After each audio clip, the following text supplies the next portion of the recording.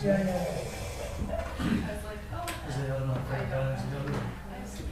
Yeah, he's got all that.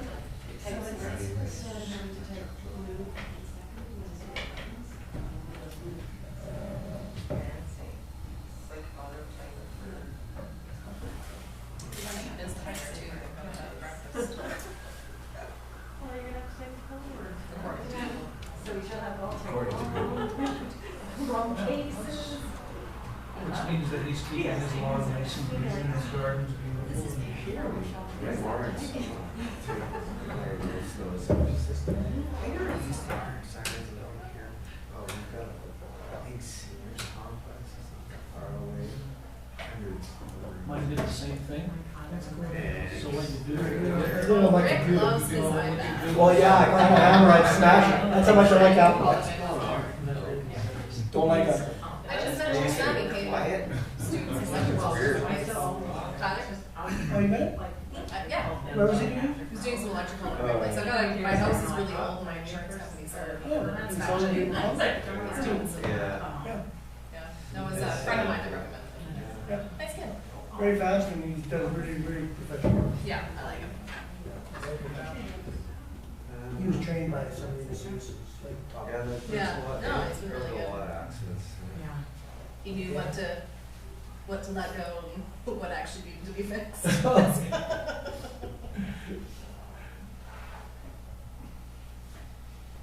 see if it works. Make sure your phone's not.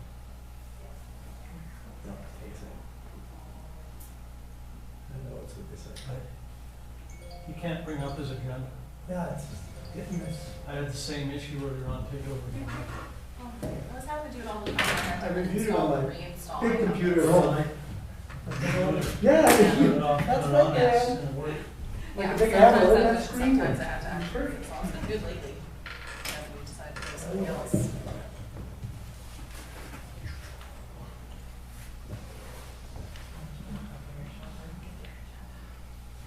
Oh. I can go up to the top.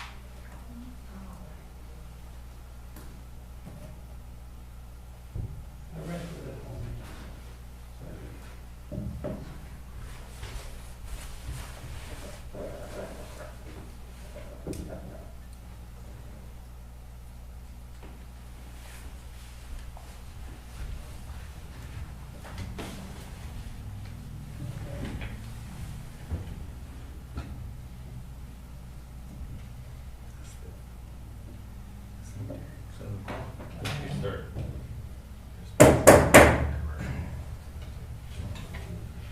Call this regular open meeting of council, November 8th, 2021. Town of Oliver calls meeting to order. Are there any late items to add to the agenda, CEO?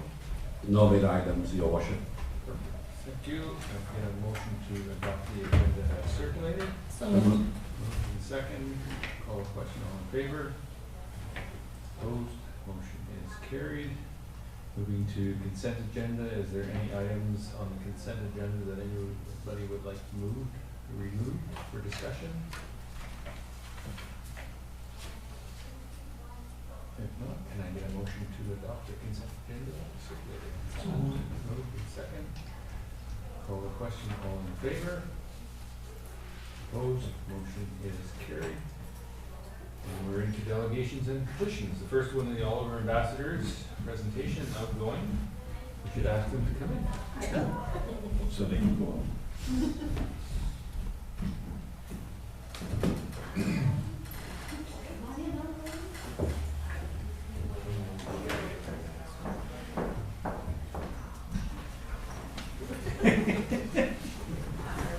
Incognito.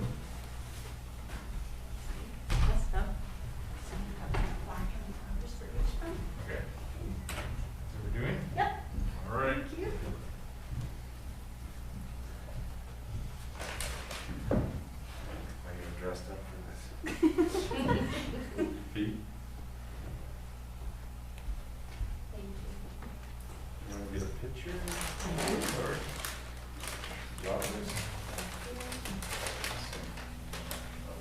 Oh, I should smile. I'm smiling with my mask on.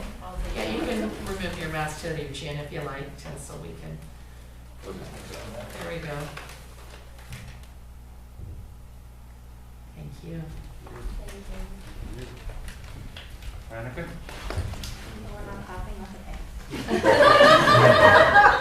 You can clap, it's okay.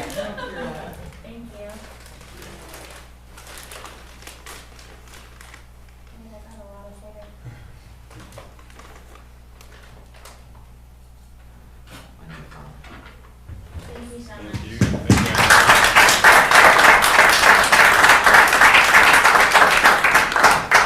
Thank you for your year of service. Much appreciated. It was a tough one. We didn't get to do as much as we wanted to do, but still appreciate that you were able to get involved a little bit in the community. So thank you. Thank you for supporting us through this program and everything. We really appreciate everything you guys have done for us. You're welcome. Very Thank much. you so much. I mean, he said it all. Thank you. You guys just hang out for us.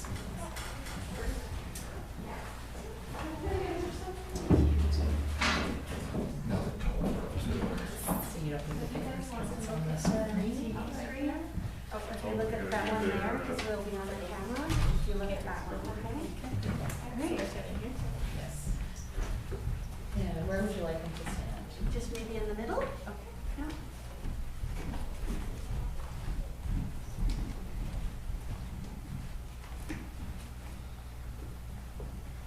Shall I just go ahead? I, McKenna Crowley, do hereby promise and swear that to the best of my ability and judgment, I will fulfill my duty as youth ambassador to the town of Oliver and rural Oliver, faithfully, honestly, and impartially, and to promote goodwill and leadership in all that I do. Thank you.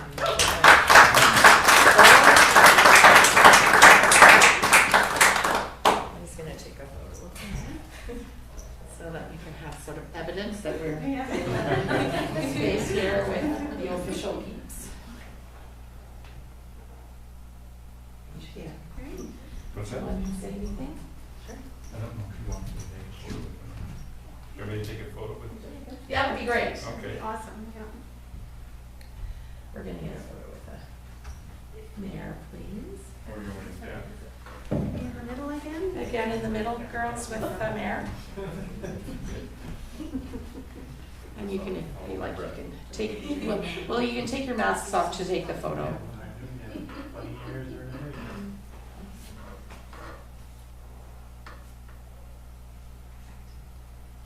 Thank you so much.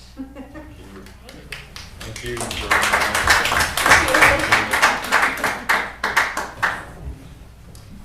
Before we leave, We would just like to say that we're really, really excited for the opportunity to represent our community, and we're so grateful to you guys for everything you've done for us in the past couple of months in our candidacy. Thank you. Thank you. Thank you. Thank you. Congratulations. Thank you. It's gonna be a good year. Starting with Remembrance Day in the Senate. Yes. that's right, on Thursday we start. That's our first official act. We had a Halloween. Yeah. We'd like to do a Halloween event. So, thank you so much. Thank you. Have a great night. Thank you. Thank you.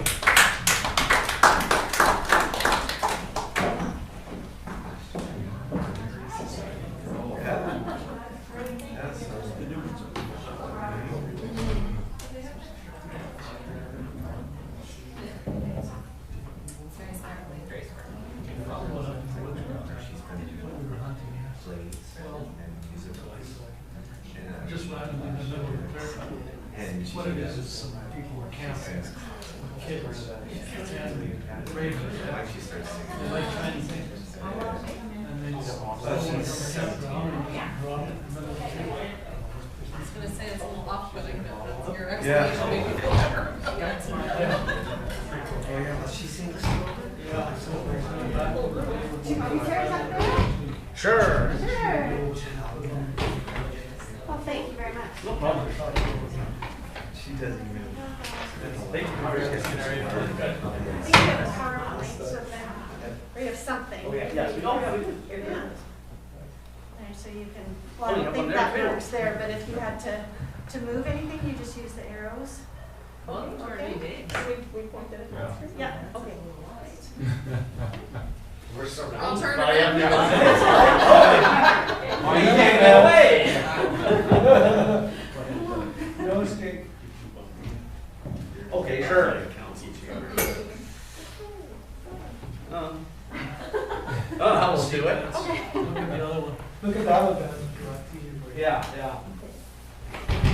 Sit down. So our next delegation is Oliver District Heritage Society Museum and Archives. We've got Vance, Potter, President here, Terry Killough. Yeah. Finance Committee Lead, Julianna Weisgarber, to give us a chat and a presentation on their budget for 2022. Yes, thank you. And you've just been introduced to everyone, so that's Julianna and that's Terry, just in case you're confused. I'm Vance, for everyone that doesn't get it all right. So we'll just start off with our little presentation. While the start of the pandemic led to challenges for us as an organization, we were able to take advantage of many federal and provincial funding programs. We saw an increase in support from our members and found new ways to provide services, and overall were able to accomplish a great deal. The project to restore the museum's original windows was started in 2019 and was successfully completed. This year, we were recognized with the Provincial Heritage Award for outstanding work in conservation for this project. We were able to accomplish the long-standing goal of adding solar panels to the museum site to help offset our electrical costs. We developed a temporary museum exhibit on scouting history in Oliver and displayed 2 temporary exhibits in the Venables Theater space. We offered a record number of online services, virtual tours, and web-based programs.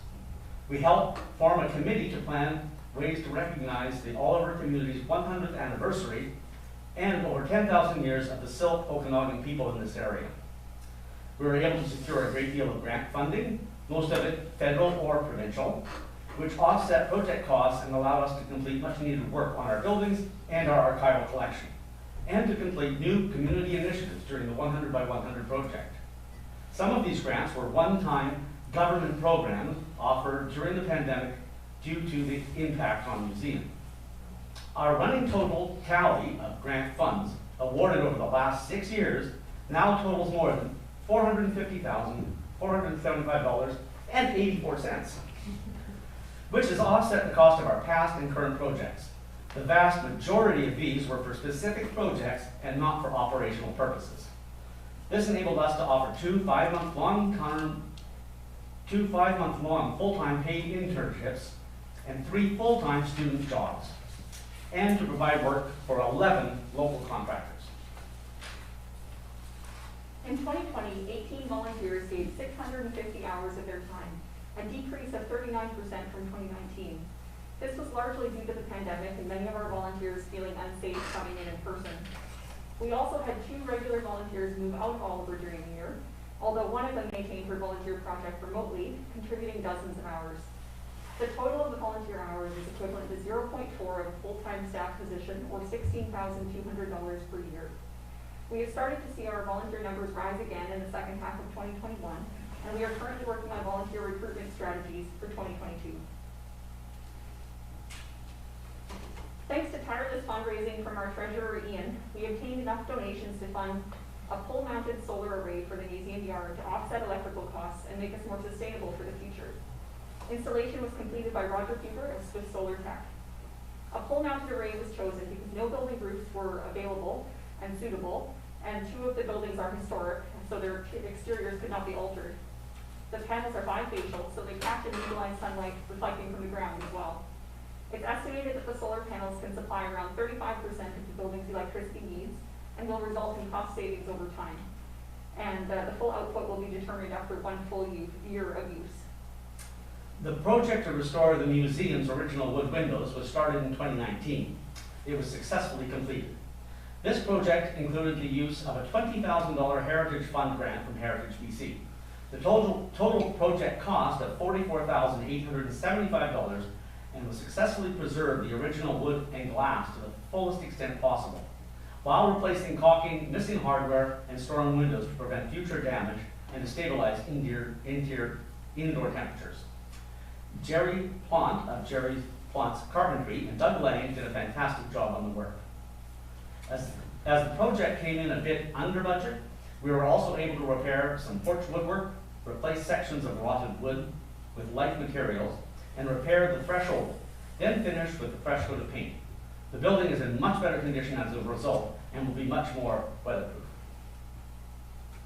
We received a very exciting gift last year in the form of a BC History Digitization Program matching grant of $7,947.50 from the Urban Cape Harbor Learning Center at UBC Library. This matching grant was put towards purchasing a large format flatbed scanner for the archives, so we could start digitizing more than 70 years of community history in the form of the Oliver Chronicle newspaper draft issues, which were donated to us in 2018.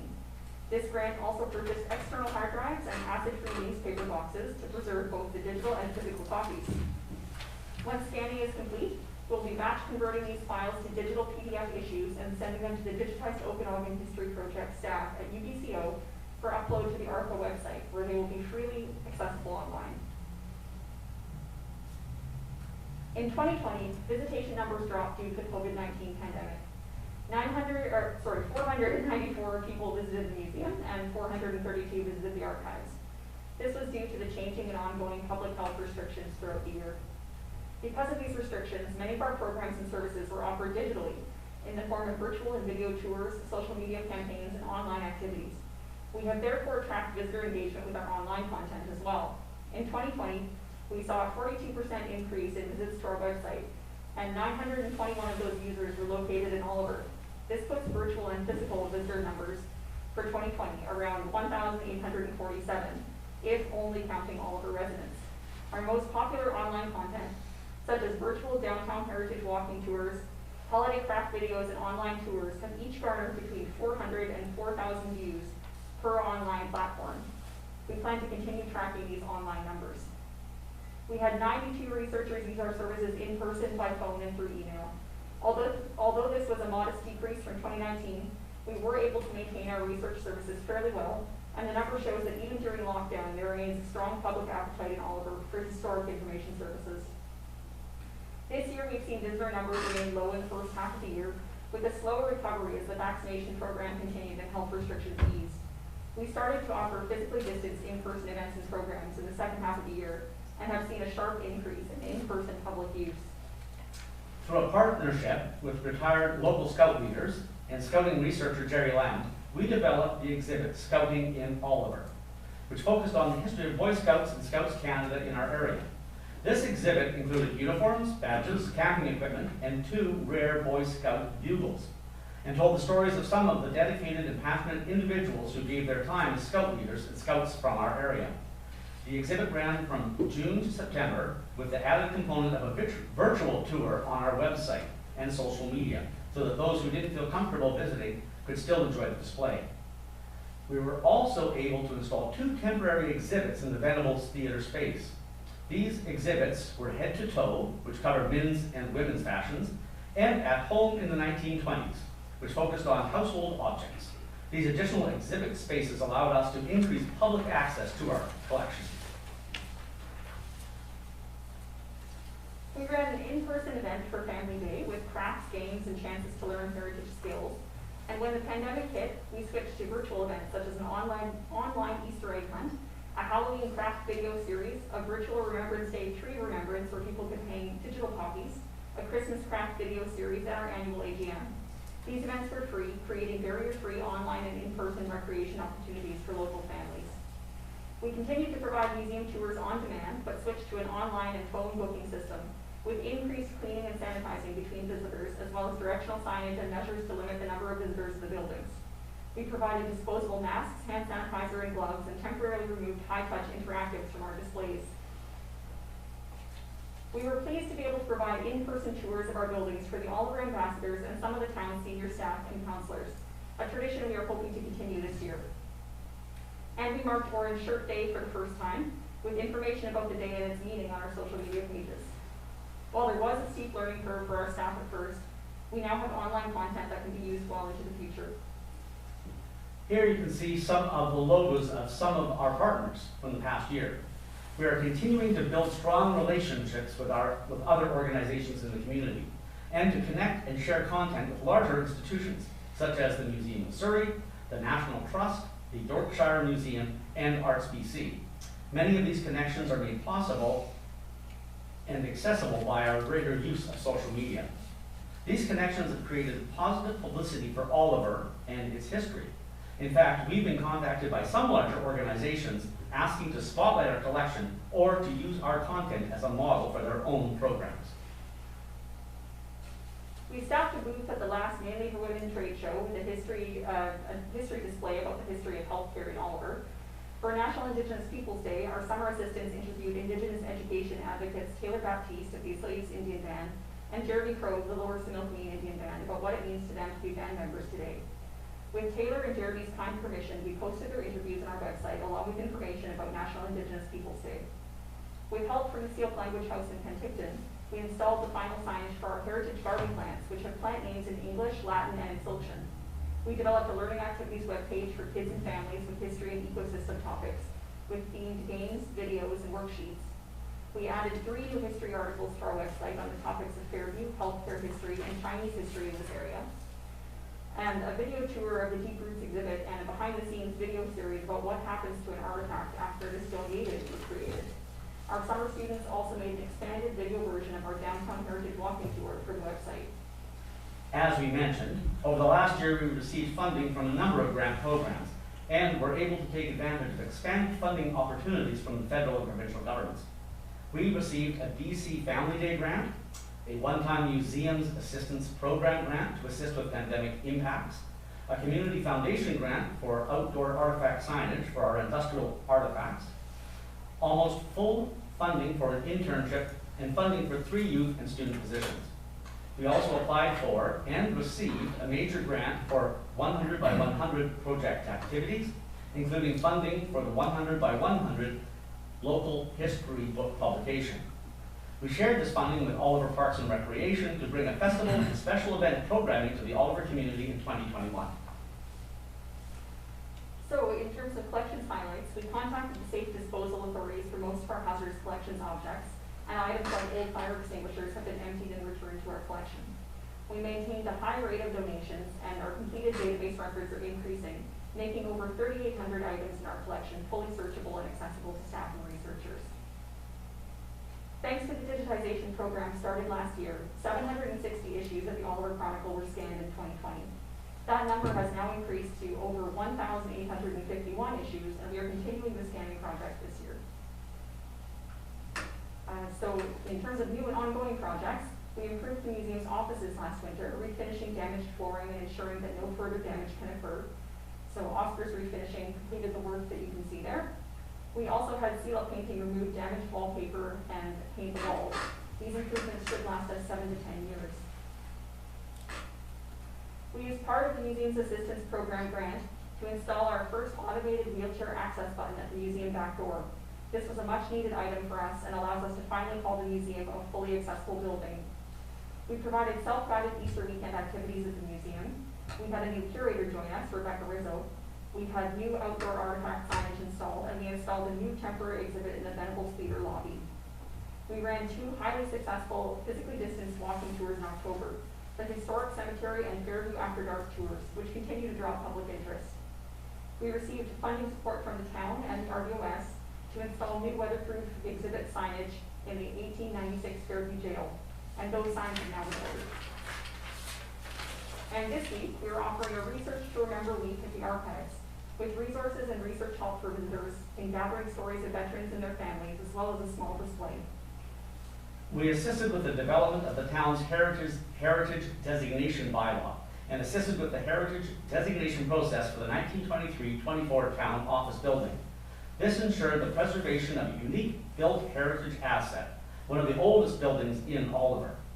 We applied for and received a Community Economic Recovery Infrastructure Program grant of $23,626, which was used for repairing the museum, fixing an artifact shelter roof, and changing lighting in the Fairview Jail to LEDs to promote fire safety and energy cost savings.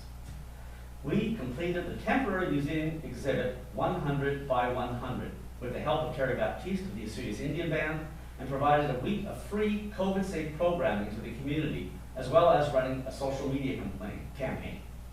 We also participated in the 100 by 100 festival in the community park and saw a huge public engagement at the museum, with over 400 visitors coming to take part in physically distanced and self-serve history-themed crafts and activities.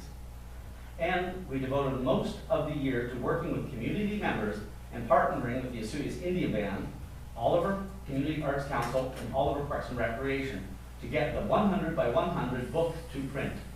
The book was co-edited by Jenna Bauer of the OIB and Ken Federholt, a historical geographer. And it includes QR codes that link to audio files of spoken and spoken words, as well as videos, websites, and additional stories. The book is currently at Monday Media, being prepared for printing, and we expect it to launch before the year end. We are very grateful to all our partners in this ongoing project. That's been our year so far. And now I just asked Terry to just go over some of our numbers, okay, and our budget.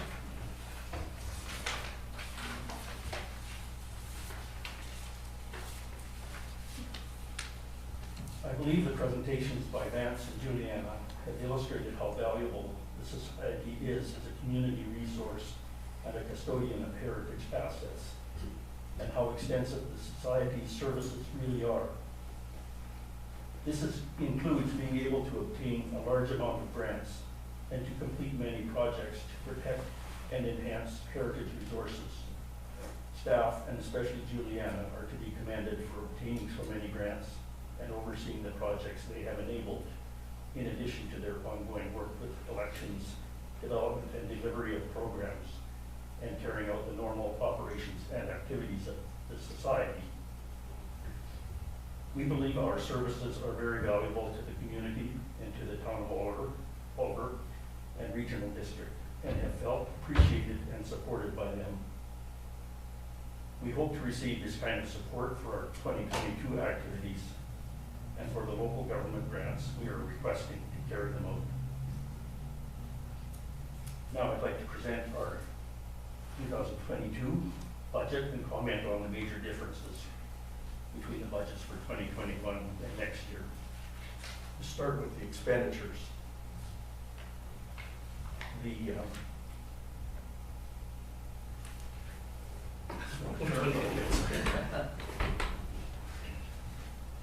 The first category where there's a fairly large difference is the wages full-time. And this reflects, the increase here reflects, this is the second year of a 2-year phase-in of necessary increases, so that the position's compensation levels are competitive. We want to keep the excellent staff we have and to be able to attract good applicants if there is turnover. This is something that all employers have to consider at times. The benefits, CPP, EIC, and WorkSafe, Those are statutory, so we have to pay the prescribed rates there.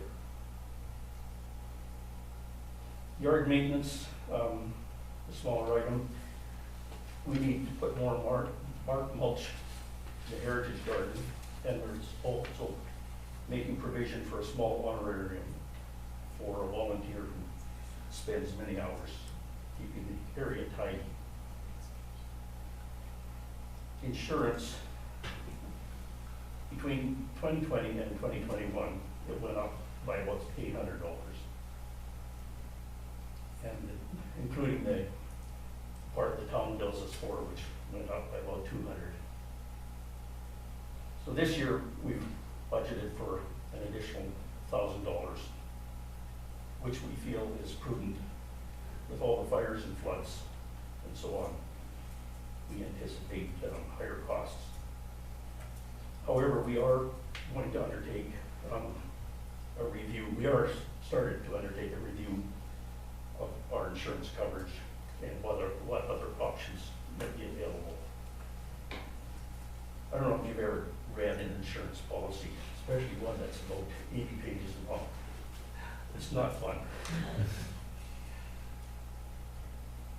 The other item, which doesn't appear there, it appears a little lower down. Each year we request an amount to put in the physical plant reserve It's a reserve that we have for unexpected plant issues. For example, it might be a furnace breaks down or roof repairs are required for significant items that can surprise you. And it's good to have something set aside for that.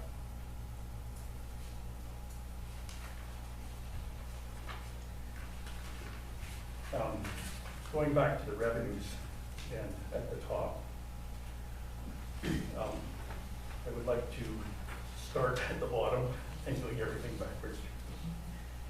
In last year, we had a specific purpose grant that assisted with the digitization of the Chronicle, and we don't have that this year, so there's no budget there for that. In 2020, toward late in the year, we received a Museum Assistance Program grant in the amount of about $17,000, and we were able to use some of that in that year, 2020, but not the rest of it. So that was rebudgeted as surplus from the previous year. For 2021, we're anticipating a surplus of a little over 3,100. And we're going to, the plan is to put that into a technology reserve. So again, we have some provision for breakdown in computers or software upgrades and that sort of thing. So that brings us to the remaining item, which is the amount requested from the municipal tax levy in the town and the Area C. But first, I'd like to make a comment about 2021. Last year at this time, we requested $153,500 plus the $4,500 amount for the physical plant reserve. This amount was presented to the town and submitted in a timely fashion to the RDOS. Unfortunately, our request was forgotten or buried on someone's desk. So we did never receive the amount requested. So we were 4,000 short this year, which of course had to be accommodated. For this submission for 2022, we are requesting $166,686. It's an amount which balances our budget. This amount reflects the larger changes I outlined earlier, plus smaller ones I did not describe individually. Together with the request for the physical plant reserve, 5,000, the total is 171,686. If there are questions, I'll do my best to answer them, and I'm sure Julianna will correct me if I'm wrong. And I just wanted to clarify on the money that was lost. When we applied, everything went fine here. Everything was sent up to the RDOS, and that's where it got misplaced. And so when they went to do their budgeting process, they didn't have our requests, so they just fell back to the previous years. So. Any questions for Terry? Councilor Benjamin? I don't have any questions at all. I think it's unfortunate that that happened last year, and hopefully we can make up the difference this year.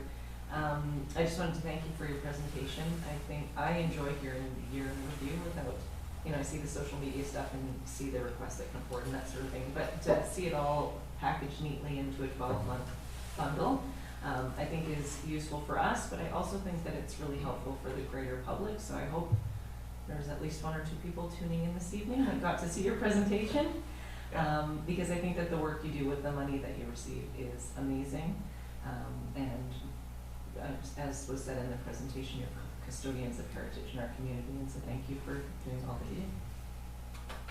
Thank you. And I'd also like to thank Julianna and Rebecca, because they do tremendous work. I mean, we're the board. We just sit back and say, okay, do it. But they just do an amazing job of organizing and spending our money as thriftily as they may. So thank you both. And thank you for your money. I did have a question. I forgot about that. Darn it. too busy saying thank you. Okay. What that, critical fund grant, whatever, or, reserve, sorry, whatever you called it, I'm just wondering what the balance of that is. The technology fund or No, that's the, the one that $5,000 is going towards this year. oh, the $5,000 fund? I'm just wondering if it gets used regularly or if it's really done building up for a while. Yeah, we actually had a large expenditure from that fund this year, because our air conditioning in our garage building, died.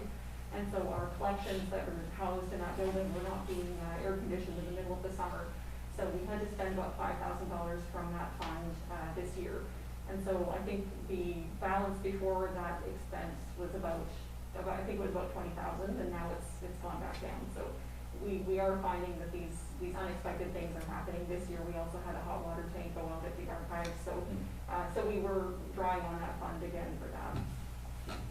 Thank you. Well, I would like to say thank you as well, being on the committee, at committee meetings for the last couple of years. I definitely see the passion and the hard work that you put in managing our heritage assets and providing, tourism opportunity for the town of Oliver. The work you put on the 100 by 100 festival and the book, looking forward to the book coming out. I think it's going to be a real special piece of literature that's going to live for years and years, and give anybody that has a read of it a bit of an open their eyes to what has taken place in the Okanagan Valley, South Okanagan Valley, since the beginning of time, so to speak. That'll be great.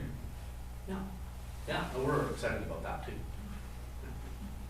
Do you know, you were hoping before Christmas and then... Yeah, I just actually had a conversation with him. We just have to get some pictures lined up with him, and he's doing the layout. So then once he gets it all laid out with the pictures and everything, he'll send it to us. We'll have another quick read of it, just to make sure that because he's, the way it was originally laid out, he's finding some challenges to get it laid in. So we want to read everything, make sure everything's correct, and then we'll get it to the printer. And so we're hoping that it'll be a Christmas buying spree. How many books do you plan to print? Only 3,000. So there'll be 3,000 printed. The Swedish Indian Band is interested in quite a few, and then we have quite a few pre-sales we set up at the 100 by 100 festival and pre-sold some there. Mm-hmm. So if we sell out, that would be awesome. And the cost per book? At this point is $9.99. It's a great deal. Like we wanted to make it affordable so that anyone that wanted to read about the history of Oliver, it's probably a $30 or $40 book, but because we got the grant money for it, we've used that to cover all of the expenses, or the majority. We actually got another grant from the Arts Council to help us out a little bit, but we want to cover all the costs to be covered, and any money that we do make from it, we're sharing some of that with the OID to help because of their participation, because they really, Jenna came on and really helped focus the Indigenous side, the stories, the history, the language, and that was it. And we learned a lot about the language. Yeah. So we want to be able to share with them. Yeah. So, no, that's amazing. Awesome. Thank you very much. Yeah. No. Thank you. I can sneak out without getting crowded. Thank you all. Thank you. Thank you very much.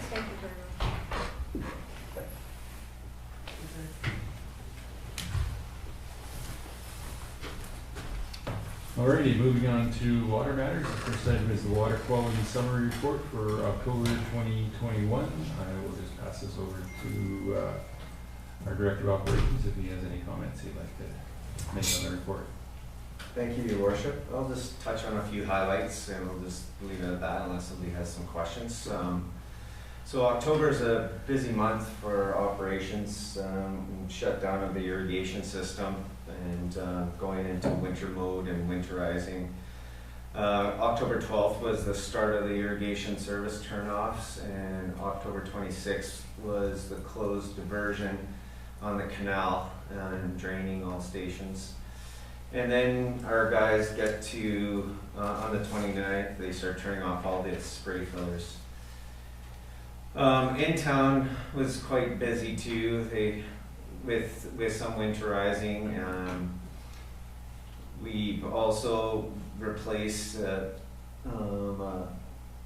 a water test station that we use for checking our water quality. It seems like we have some minimal repairs and faults at sometimes with our sodium hypochlorite stations. And the guys did some work up at the reservoir, and what else was there? I know our guys were involved with Station Street a few times as well, working with H&M and making sure there was a couple hiccups along the way, and certain things weren't on a drawing or labeled properly, and that happens. So, but overall, the month of October for 2021, the water usage in our domestic was about average, and same with the irrigation. Temperatures were average, and we actually received more precipitation for the month of October than we do on average over the previous decades. And that's about it, unless somebody has specific questions. Thank you, Director. Any questions for the Director? Can I get a motion to receive the report? Second. Any further discussion? Seeing any, I'll call the question. Those in favor? Opposed? Motion is carried. Moving to item 2, 5516 Foxglove Street, irrigation water charge for residential customers. I will pass this over to our CFO. Thank you, Your Worship. We passed this over, we received this letter from a concerned citizen, and this report addresses some of those concerns. And so Council has the background information to inform a response. Thank you. Yeah, staff are looking for some direction moving forward. Any comments from Council? Maybe some history that some councillors might have. Councillor Maz? Thank you, Your Worship. I believe that Councillor Michelle and myself were at the table when this came up many, many years ago.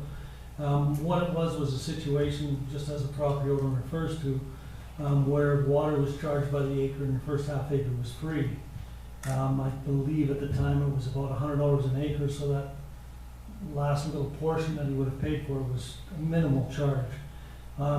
At the time, the council determined that it was a non-agricultural use. It was purely residential for lawn and hedges and gardens, that sort of thing, much the same as a property would be in town.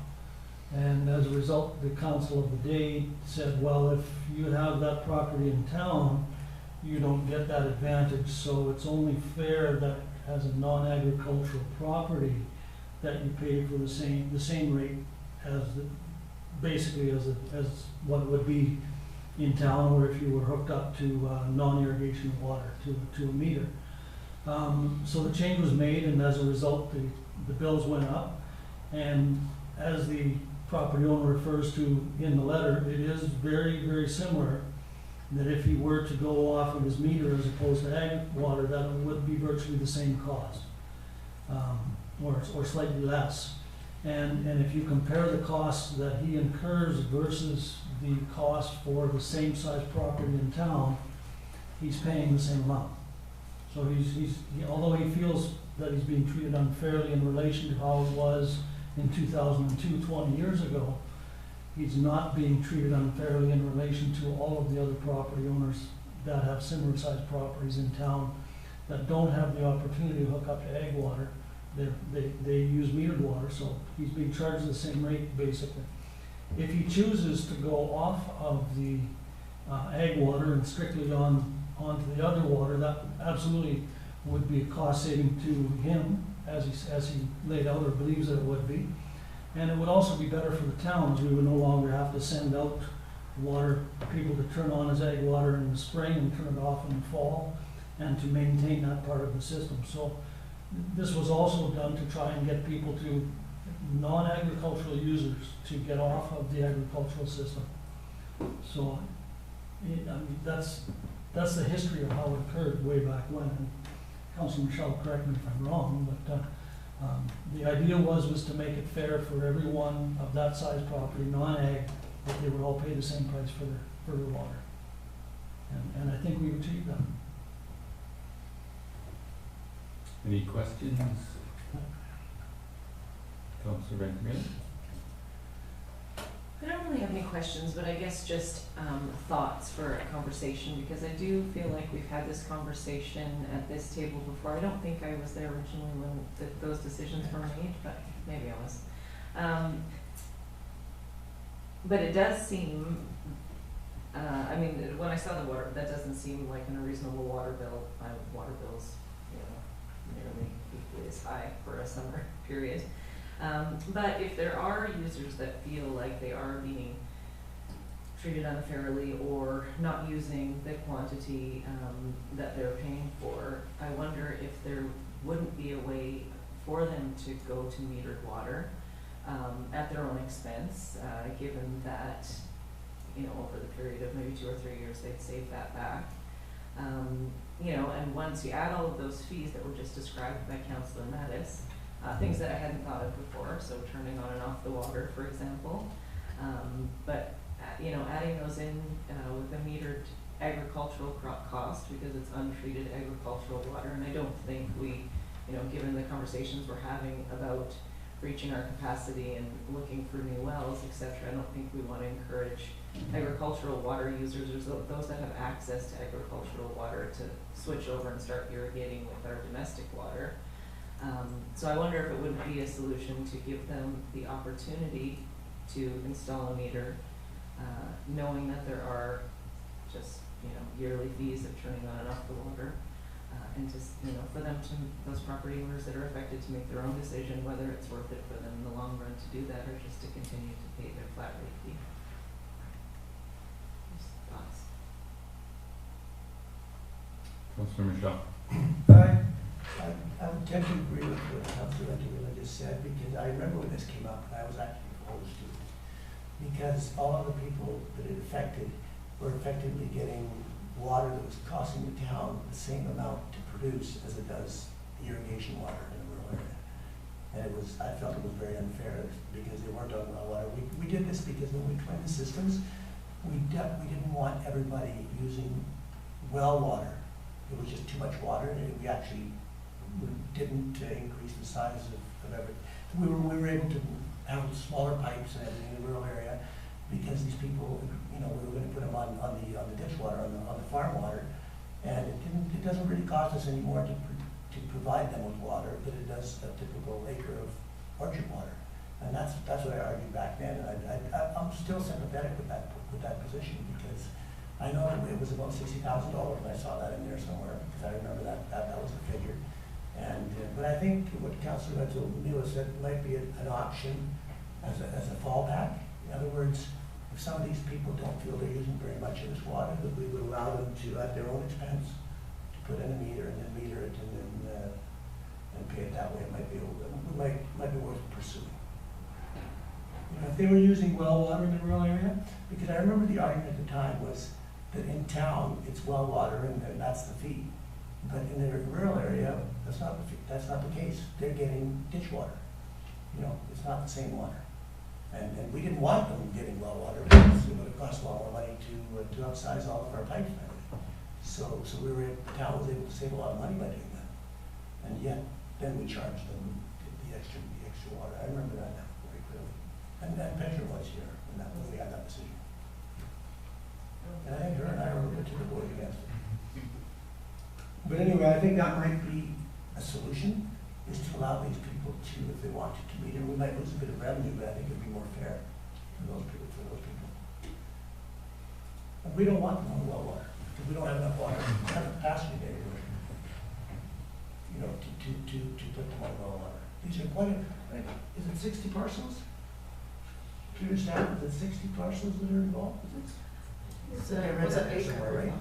It's around an acre. 60 of... 0.6 of an acre. No, I understand that, but how many actual parcels are involved? I'm pretty sure it's around 115. 115, yeah? Anyway, that was kind of the history, Your Worship, because, you know, that isn't the same one. And I can, in a way, it's kind of sympathetic. So maybe we should look, investigate in giving them the option to at their own expense, you know, because now we're not going to, when we put meters in, when we twinned, the town paid for all those meters. So if we're now gonna go back, we're not gonna go pay for the meters. You know, but, that'd be an option. The only question I would have is, do we have a meter rate for egg water at this point in No. time? No, we'd have to come up with one. So we couldn't- need to, Couldn't really charge them for the same. The quandary is well water versus ditch water. That's really the quandary, because in town, it's all well water. And in the rural area, it was felt, okay, they should be paying the same as in town, but they're not getting the same water. So that's the difference. So, Councillor Mass? Thank you, Your Worship. I understand where the other two councils are coming from, but some of the considerations that need to be taken into account here is exactly that. We would have to have set up a whole new structure for a price for that water, which requires more administration. It would also involve reading the meters. The meters, our water meters in town are mostly read automatically, is my understanding. Radio signals or something like that. There are a few that have to be driven around and done manually because of where they're located. I'm guessing that these 115 properties would not fall into that system and would require someone to drive around and read the meter every quarter, or whatever we would do. I don't know that for certain, but I'm just saying that when you add it all up and put the administration costs and everything else, and all of the structures involved, you're not gonna end up very far different from where you are today. Councillor Benfica? Thank you, Bishop. I again agree with all those comments, and I think those are things that can be factored in when we come up with an agricultural water rate. And in the end, as Councillor Michelle said, it just kind of comes down to fairness. So people have a choice. And you can look and say, I really don't think I'm using that much. And given that water is going to be this much, probably measure water, and my fees for turning on and off the water every year are this, and I think I'm going to come ahead, and therefore it's worth it for me. Versus, no, actually, I think I'm getting a pretty good deal, and I'm just going to leave things the way they are. But until we look into those different numbers, we don't really have accurate information to share with people, I don't think. Councillor Schwarzenberger? Thank you, Your Worship. I don't know, I think my thoughts are they should either stick with the ditch water for the use that they're using it for their lawns or whatever, and if they don't like the set price, then they should go to the regular domestic metered water. One of the comments from this homeowner was that stage 3 water restrictions were in effect, and they reduced their consumption by 50%, but their bills stay the same. Well, it always stays the same because they get paid, they get charged by the acre. So if you are farming or using water to grow crops of any kind, then that's an input cost to your crops. And if you're not doing that, you should just stick with domestic water to water your garden and your grass. And if you want to do that, if you think you're paying too much for ditch water. So I think it should either be one or the other. You go domestic, or you stick with domestic for your house and pay the fee by acre for the ditch water. Thank you. Councillor Michelle?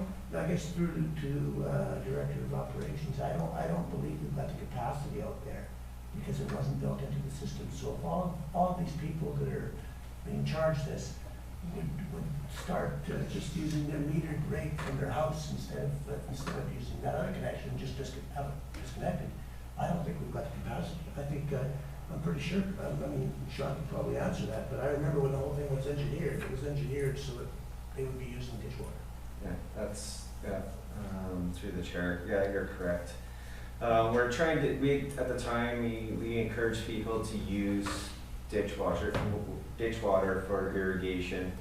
But like over the years, we did change the rates and to make it more fair, like farmers using it for farming should get a better rate than people just watering to have a nice green oasis or nice green area or and not for farming. Now, and going back to the meters, now if we start doing that, like it's still not cheap to put it in because the time you depending if you come up, Summerland had this, we had it before, you can create a box above ground with a meter in it, but you gotta take it out, drain it every year. For the irrigation service, because the irrigation services aren't very deep, right? So you gotta come out of the ground, go into this box, it's got to, and then you gotta purchase a meter. In the end, when you do all that, if somebody's really interested in it, it's gonna be, you know, in the $1,000+ range time to do that. Just because you know, a lot of these irrigation services too, depending on the size of them, you know, dictates the size of the meter sometimes. Once you get into larger than 1 inch meters, the price starts going up quite a bit. It's doable, and if somebody was seriously interested in it, maybe we do it.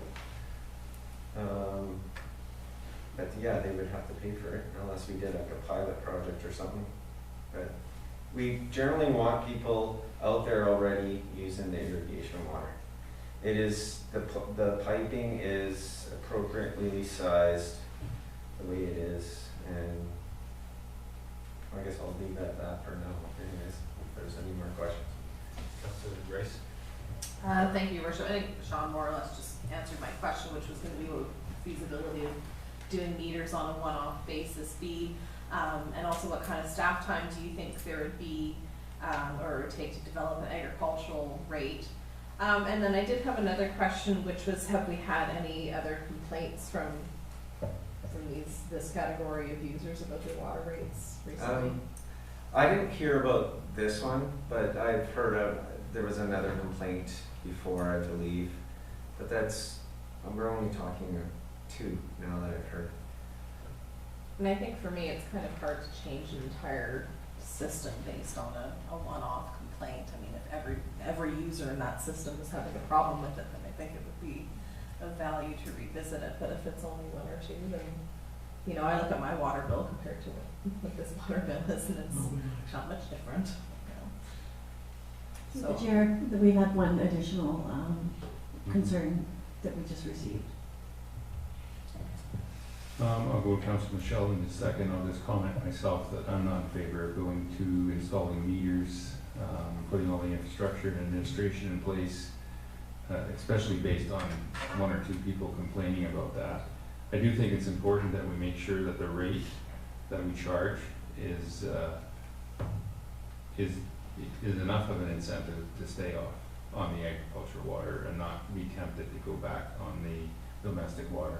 But that would be the only thing that I would do. And if the rate seems fine and we're not getting any complaints, I'm not sure that we're in a position where we need to really change anything at this time.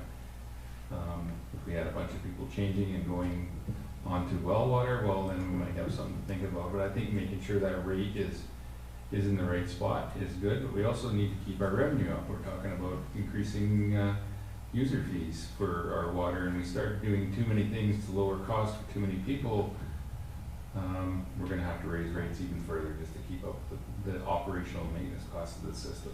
So, Councilor Michelle. Hearing all the arguments back and forth, I would agree that I don't think we should relook. We probably shouldn't be doing that, but at the same time, if somebody is out there and they want to clue in, they can simply just start using their house water. You know, I mean, we might not be getting complaints now, but I know that when it went down, it was a tough pill to swallow. There's a lot of people who were really angry. You know, because they said, man, it costs as much for you guys to give me that water as it does for the farmer at $200. And back then it wasn't even $200 an acre, and you're going to charge me this for it. But now I guess they just keep paying their bills. We get the odd one that complains, and he can figure out a way around it. I guess I don't think we should change that. It wasn't always easy to say. Yeah. Well, I think it was the first time I voted no on a budget. We'd have to go back to audit to it because yeah. But anyway, I don't think we should be changing. I agree. I think that if you know, if it starts to, if more people start to glue in on this and start looking up to their domestic and it started affecting the amount of water we had in those pipes, then I think that we'd have to look at it. But I think now we just leave it alone. And then the response of the staff's given to this person is fine, and if he wants to water from his metered well water, then it might be 1 or 2. Hopefully it doesn't catch on, because then it would affect our capacity. Any other comments? We need to provide some direction to staff. And what I'm hearing is we maintain the status quo.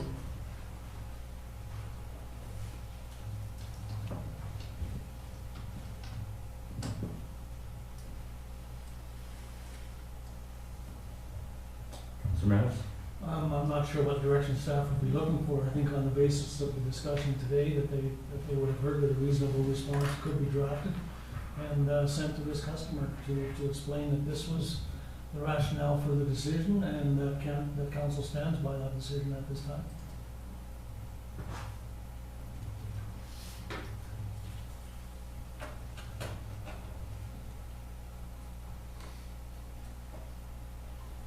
Do I have a mover of the motion? So moved. Second? Second. Further discussion? Not hearing any, I will call the question. All in favor? Opposed? Motion carries. Anything to report this evening, Water Councillor Sadiq? Thank you, Your Worship. Just today's meetings. Thank you. Water Councillor Michelle? Just saying. Your Worship, I don't think that they caught that council. So Benjamin was opposed.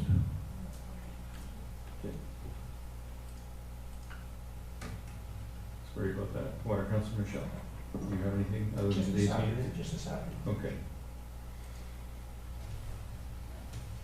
We'll move to bylaws, Packing House Lane Road Usage Bylaw 1401 for adoption. Can I get a motion to adopt that bylaw? So moved. So moved. Second. Any further discussion? Call the question. Those in favor?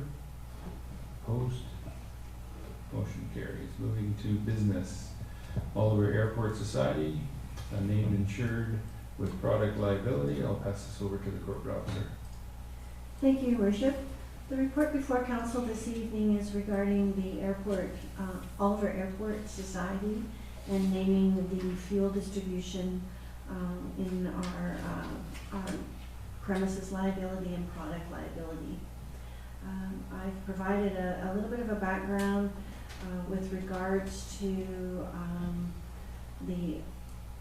how it was discussed at our airport advisory committee, and the history of the fuel system and how it's being currently being managed by the Airport Society. At a recent meeting, council directed staff to prepare a report that outlines the fuel distribution, financials, liability insurance information, and lease requirements for the society, and that council to consider fuel distribution at the airport. Being that this is a risk exposure to the town, we did contact our insuring agent. We are up for renewal on our airport insurance, and they provided a cost to add the Airport Society as a named insured for premises liability and products liability for fueling. $25 million for product liability with an annual premium of $6,500. And $5 million for product liability limit, annual premium $3,000. Like I said, being that it is a risk to the town, we're asking council's direction or approval to add those to our policy. We are currently on the process of obtaining the additional information that you've requested, and they will come at a later meeting, but we thought that it was important to bring this forward now. Thank you. Any questions for the corporate officer? Councilor Mattis? Thank you, Your Worship. Is this money that we would be getting back from the society much the same as we do from the Heritage Society, as they mentioned tonight, for the insurance we provide them? I'm a little concerned that we would be buying insurance for this organization, this society that provides fuel for themselves. Well, I think we could make that request. I think that's why they don't have insurance, is because they're finding that the cost is too high for them to have that coverage. So the town would be named if there was an incident. So to protect ourselves, I think it's prudent to have some insurance, but we could I think when we do this analysis, those are some things that can be brought forward to the airport society. I myself am a little hesitant to put it in place prior to knowing what their position would be. If they're not prepared to insure, then maybe it's time that they stop creating the risk. If they're not prepared to accept the risk, then they have to stop creating the risk. CEO? Yeah, I think, Diane can correct me if I'm wrong. I think the understanding is if we purchase this liability for the society, right, additionally insured, and if they are still be the provider of the fuel, what does that add into their fuel costs so they will reimburse, right? On the other side, if we decide the town will be the fuel provider, then this will add into our fuel costs, get reimbursed, right? That's correct. Thank you. Thank you, CEO. Councillor Rice? Thank you, Your Worship. So, the insurance is for the purpose of providing fuel distribution at the airport. Are we doing that for sure? Is this going to happen? It's happening. It's happening already. It's been happening for 25 years. 25 The years. society does it for themselves. Okay, but they're doing it uninsured now. That's correct. Thank you. Councillor Schwarzenberger? Thank you, Worship. Through to the corporate officer, are they making $9,500 worth of profit on what they sell, or, you know, I think it's a little bit, if we're gonna be named, we should have some liability, or it should be taken away from us totally. So I can't, I don't know how much fuel gets used, but do they make enough money to cover those kind of premiums? If I could answer we've always had the 25 million product liability limit, and the one that's listed for 6,500. It's just gone up $1,000 from last year. It was about 5,500, but it's listing the additional insured for $3,000. And do they make enough profit? No, they sell that fuel at cost and give themselves a discount. So. Okay then. So they should pay the $3,000 then. Just for clarity, we are paying $6,500 now, and it would be an additional $3,000. Is that what I heard? Yeah, we would definitely renew like the liability, because we'd be named in any action, right?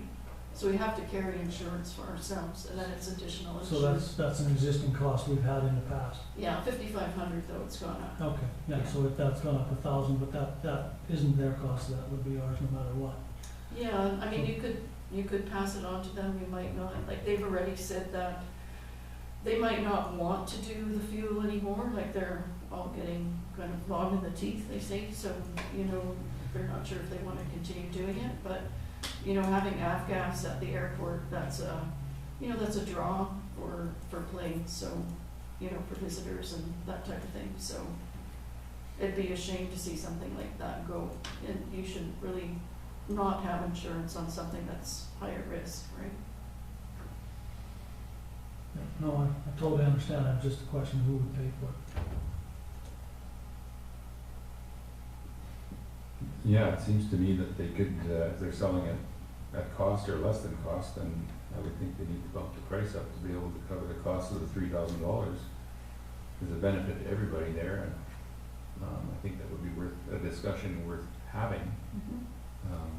To make sure that we're covered and the cost is shared amongst all the users.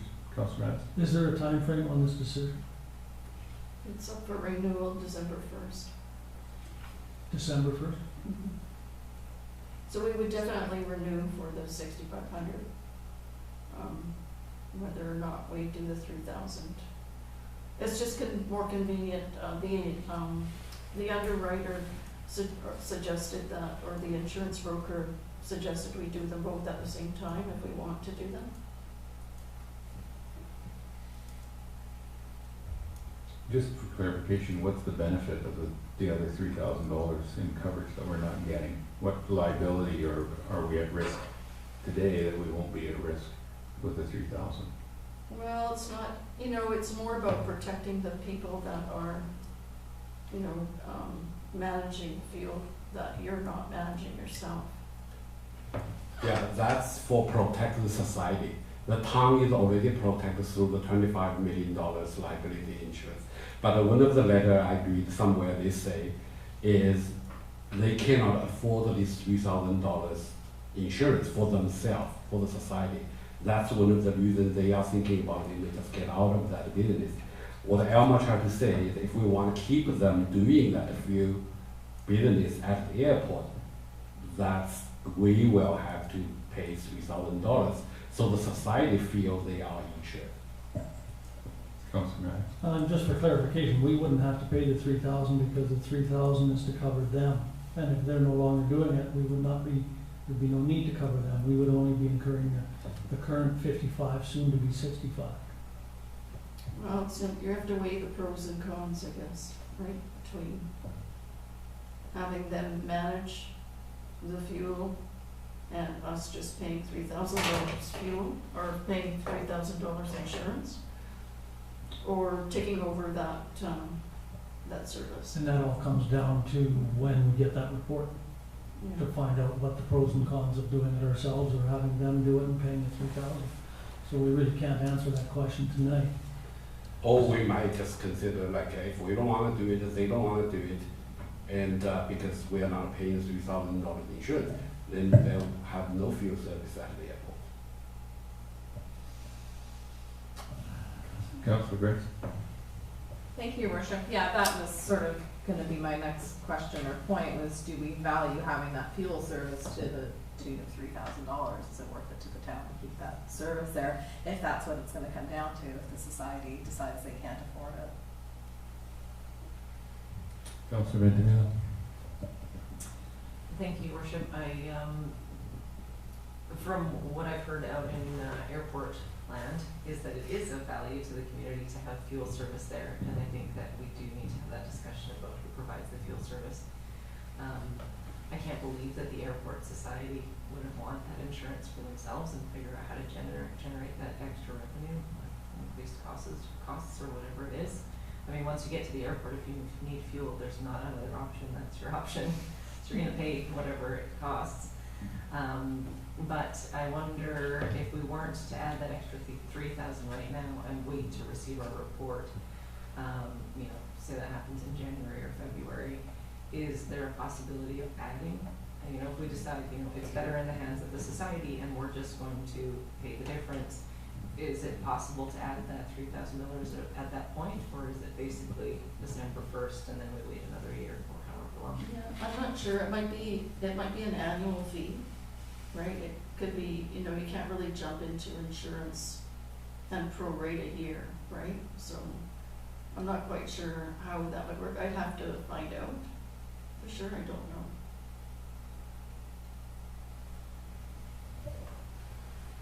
Councilor Grace? Thank you, Your Worship. Do we have any control over the fuel rates? I mean, can we direct the society to increase their rates to cover? I don't think we can regulate the fuel rates, but what we can ask is we can tell them, say, do you want to basically pay the town $3,000, add that $3,000 into your fuel rate, because we don't want to get into how much they buy, how much they sell, you know, those kind of things. I don't think that seems, to me, the most reasonable solution. I mean, I know, you know, if I'm out on the lake in my boat and I have to get gas while I'm in the lake, there's the one place that's, you know, double the price of everywhere else. I mean, it's, you know, you usually pay a premium for those types of services, but then from the sounds of it, if it's at cost or below cost, it wouldn't, you know, if you spread $3,000 over a year over how many fill-ups, it's not going to be that much. Councilor Mass? Thank you, Your Worship. This society is only like 3 people, so they're the only ones that get the fuel discount. Everybody else pays more than, and it's just the members of the society themselves. It's not everybody out there that gets a discount. It's like 3 people.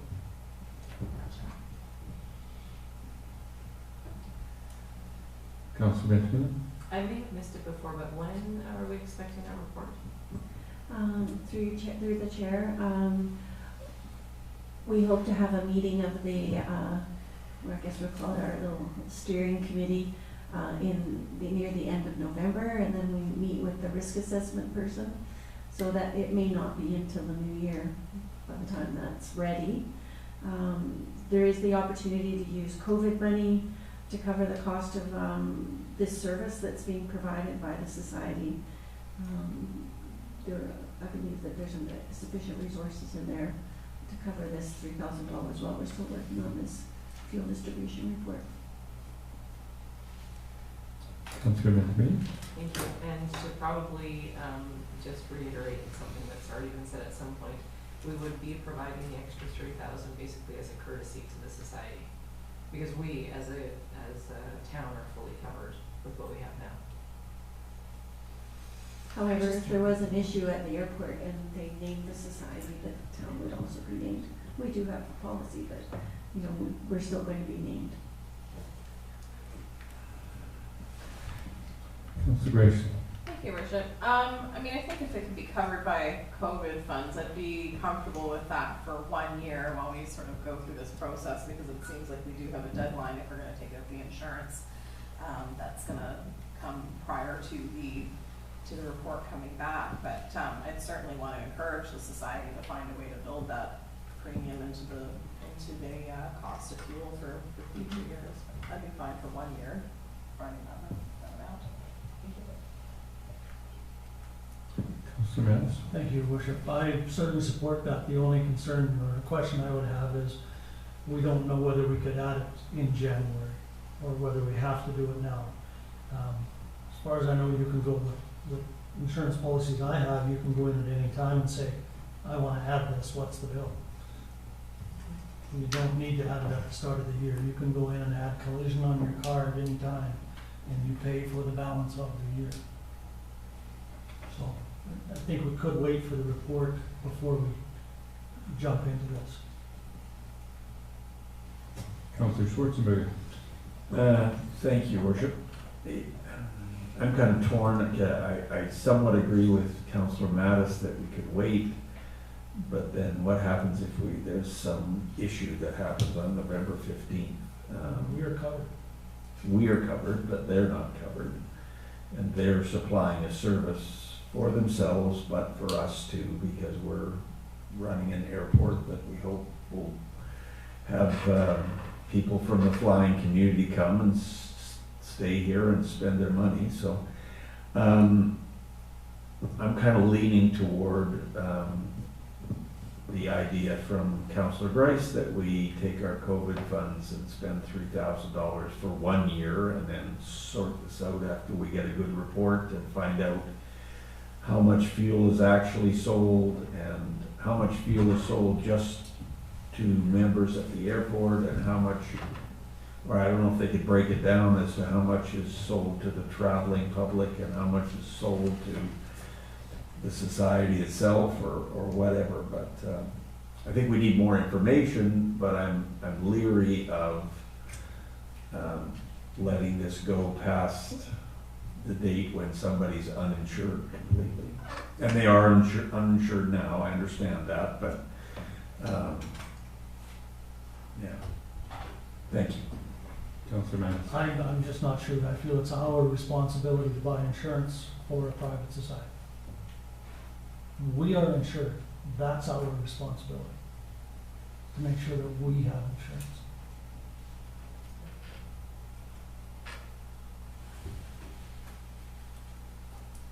Councillor Anthony? Well, I'm just going to agree with those last comments. I think that, like you said before, I can't believe they don't have insurance. I can't believe that they wouldn't want to have insurance and figure out how to make that happen. But in the meantime, we are insured and they have been uninsured for decades, evidently. And so if it is a possibility that we can add to the insurance at some point in time when we receive our report, I would be more comfortable with leaving it until then. And as a part of our report, making, if the society continues on with the sale of fuel, that's a condition of their ability to sell is that they can earn insurance. And that might help weigh out in whose hands the whole fuel service industry is, whether ours or the societies, but, going forward, I don't think they should even have the option of not having insurance. It just seems kind of crazy. I'll just weigh in on that, I agree with those comments 100%, that makes sense to me, that we are covered. We should figure this out, and the society should be put on notice that they need to be insured going forward if they're gonna continue with the fuel business. And would have to come up with whatever cost that is once we have them in there, once we get the report. Councillor Schwarzenberg. Thank you, Worship. I agree with that. I like that idea. The only thing I'm worried about is if the society were to say, forget it, we're out. It's gonna cost the town a lot more than $250 a month to manage that service if we want to keep that service at the airport.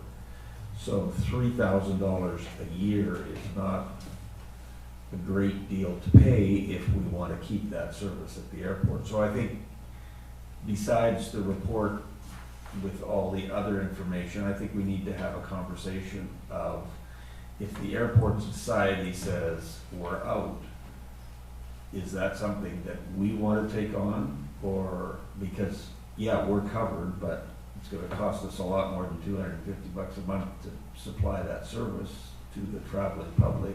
Or do we just say we don't have fuel at the Oliver Airport anymore? Councillor Benjamin.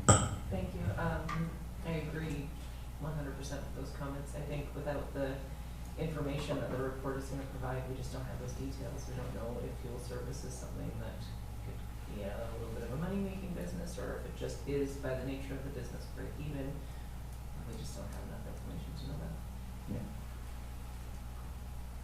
We need a report. Need the report? Love reports. Don't we? So, at this point, we're gonna wait for the report. Mm-hmm. Did we get a motion? No. And revisit this issue as soon as possible. Okay. Moving on to item 2, council paternity leave policy. Again, I'll pass this over to our corporate officer. Thank you, Your Worship. The purpose of this report is to introduce a council maternity and parental leave policy. As I indicated in my report, UBCM debated at the 2021 convention of parental leave for elected officials, brought forward by the Squamish-Lillooet Regional District, which I've attached to my report. A similar resolution was debated in 2016. However, the province chose at that time not to make any amendments to the charter, as they feel local governments have full authority to grant leave for a wide variety of reasons for elected officials to establish policies for such leave. Existing authority affords individual communities a full range to consider the unique circumstances in determining policies related to various types of leave. With that, council has not in the past contemplated how to deal with the leave from a council member for maternity or parental leave. They're silent on that matter in the community charter. So it may be time for council to consider some sort of a document to guide them, or a policy of some sort.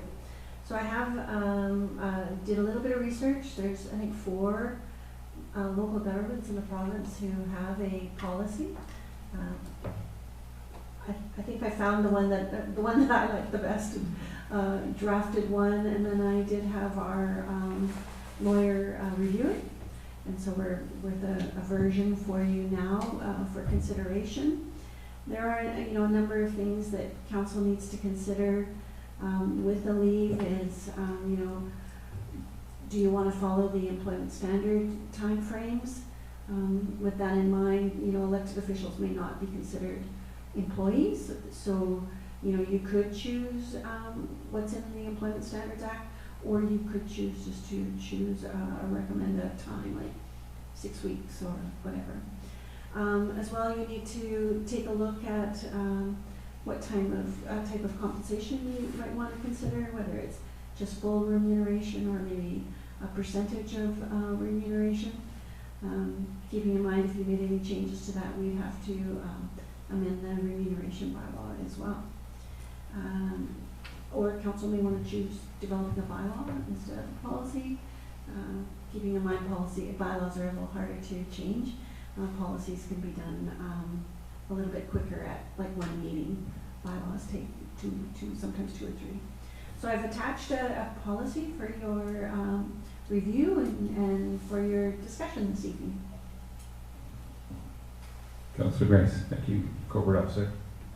Thank you, Worship. So I have a few comments on this. I was in UBCM when this was debated, so one comment was it was quite interesting to hear as it went from pro to con to pro to con. It went from female to male to female to male, so hopefully that's not the case here today.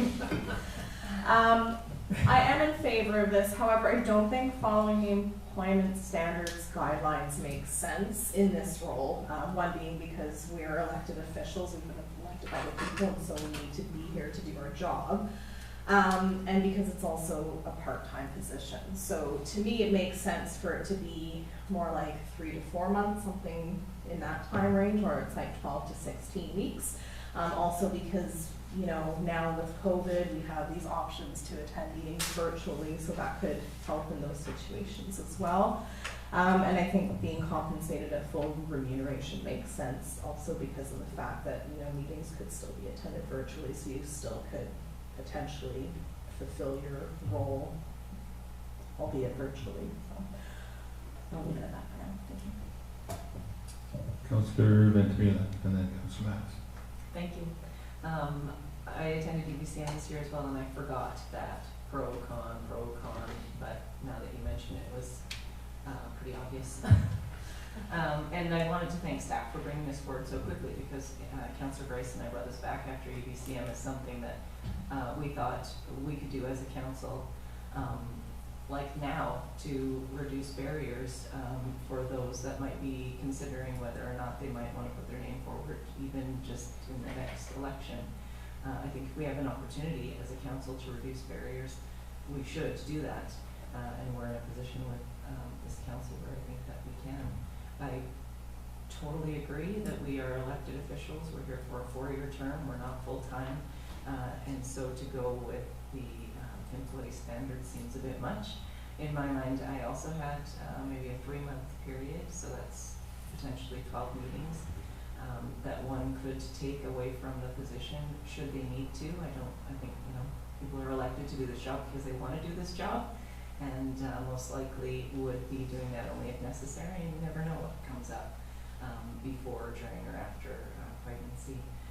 And if we're in a position to make any sort of little bumps in the road a little smoother and take that you know, potential deterrent away from somebody thinking of putting their name forward, I think that we should do that.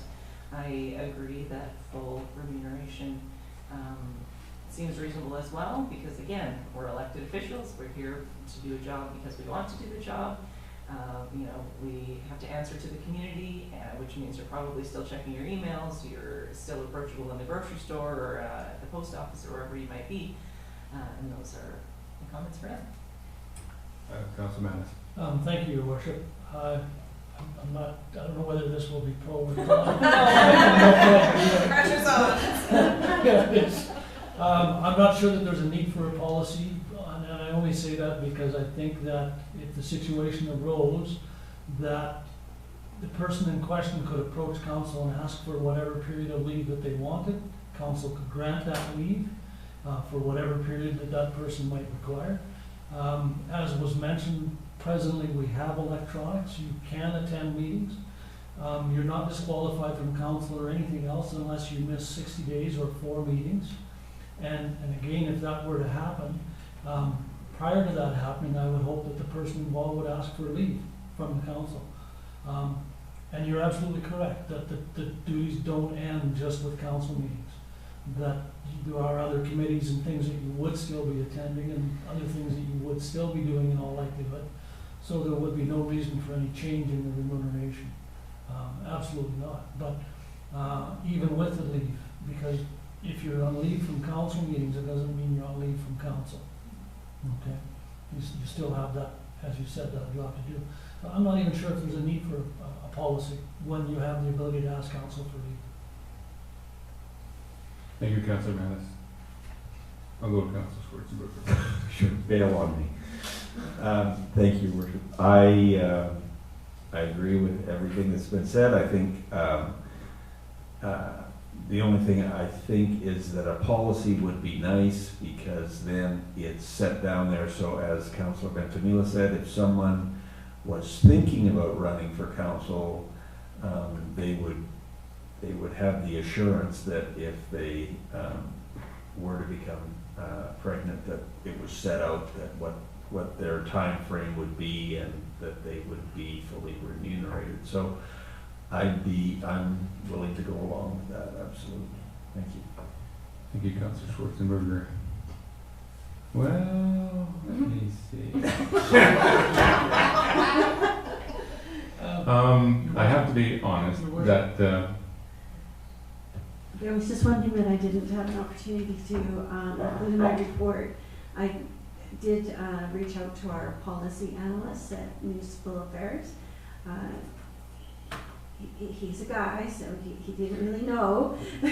But what he said is he doesn't believe that there's any definitive maternity leave program for MLAs in British Columbia, but the province has eliminated the penalties associated with MLAs that may miss sessions if new mothers are unable to attend by reason of sickness or any other reason approved by the Speaker. Additionally, British Columbia is one of the few provinces that allows children of MLAs to be in the chamber. So that was the update from the provincial side. back to me. Sorry. No, you're looking at me like I didn't say something bad. There is that risk. There is that risk.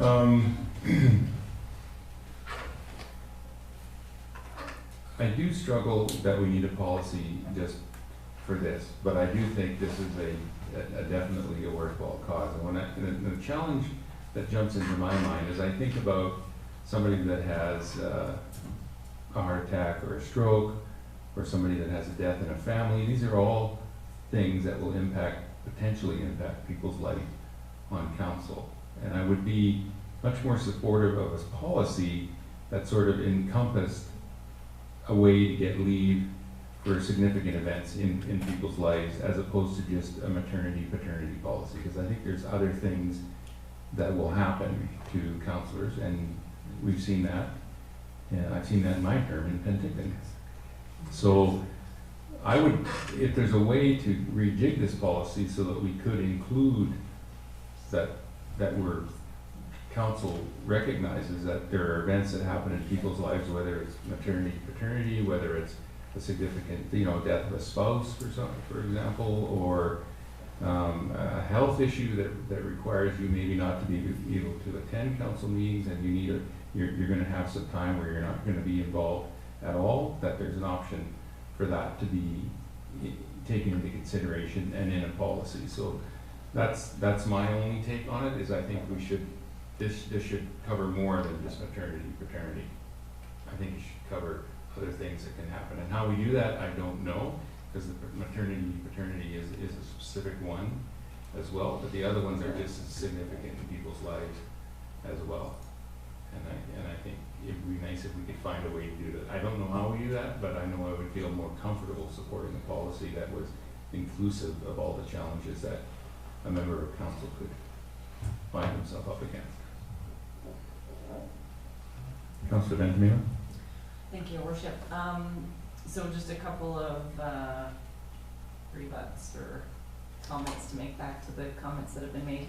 We do have in our council policy somewhere, some policy, I think it was in here, they can miss up to four meetings. Is it 4 meetings? Without being ejected from your chair or however that's worded. So there's something there for other life events. I personally think that a specifically worded maternity parental leave policy does just make us more accessible perhaps to a certain demographic that doesn't see this as a viable choice for them in their current position for whatever reason that is. And I thank Councillor Mattis for his comments about there not being a need for a policy, and somebody in a position of needing an extra couple of weeks off for whatever reason, if you're, down in Children's Hospital or you're on bed rest or whatever that is, because it might not seem like a big deal here at this table to have, 3 months or 4 months or whatever it ends up being written down on paper, because we have, I think, a very well-functioning council, and I don't think I would be afraid to come to this council and say, I need an extra 4 weeks, or I need an extra 8 weeks. But that's not the case all the time, and it's not the case now with some councils. There are just some places that aren't safe places for councillors to feel like they can come forward and ask for that. And so if we have the ability to put something down in writing, I think we should do that. I don't see why we wouldn't.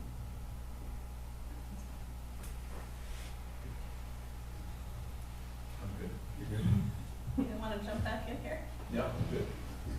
Councillor Grace? Thank you, Your Worship. Picking up on what Councillor Ventimilla said, and that was sort of the operative word that Councillor Mattis was you could come and ask. And so that's not an assurance, because if you have to ask, then the answer is not always going to be yes. So I think it's really important to have something in writing. I didn't hate the mayor's suggestion as much as I wanted to disagree with it, but I think also going as far as being, this is something specific to reach a certain demographic that would really have us being a progressive council, I think. I think that if we and Oliver want to attract people to council who are not just retirement age, independently wealthy, have, some lucky enough to have a super flexible work schedule, not pointing any fingers. But I think that if we want to keep having a diverse council, it's really important, like Councillor Ventimilla said, to remove as many barriers as we can. And this policy like this specifically removes a barrier that could attract somebody to council.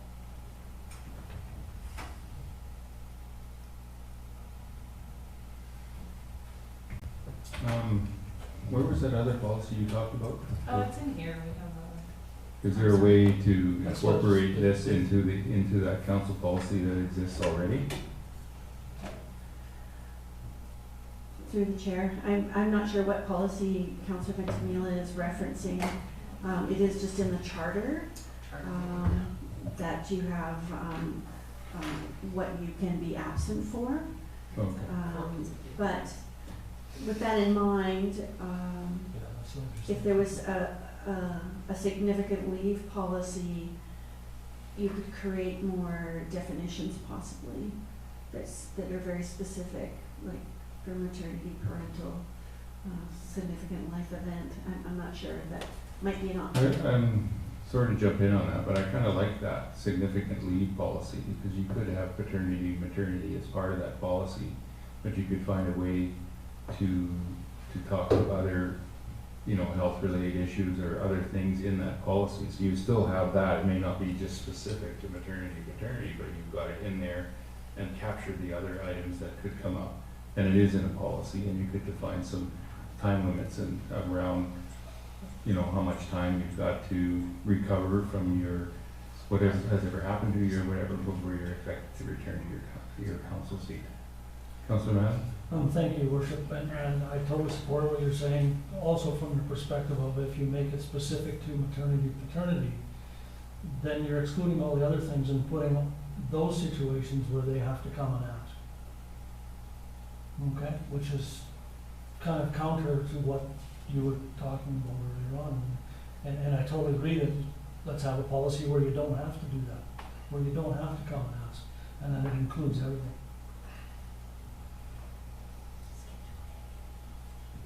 I just find a little bit of comedy here because, you could come and ask you if you had a heart attack that you need an extra 2 weeks or 4 weeks or whatever it is.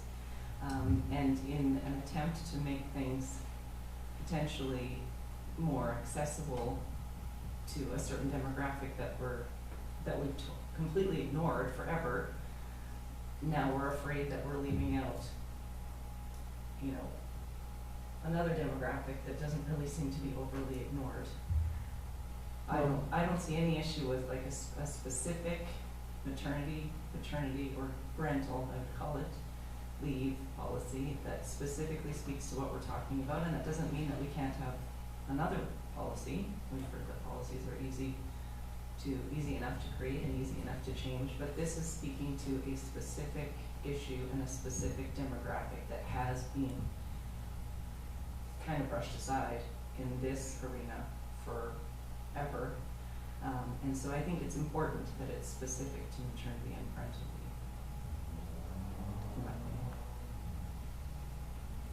I respect that, but I just think that we, rather than two policies, it can be covered in one policy.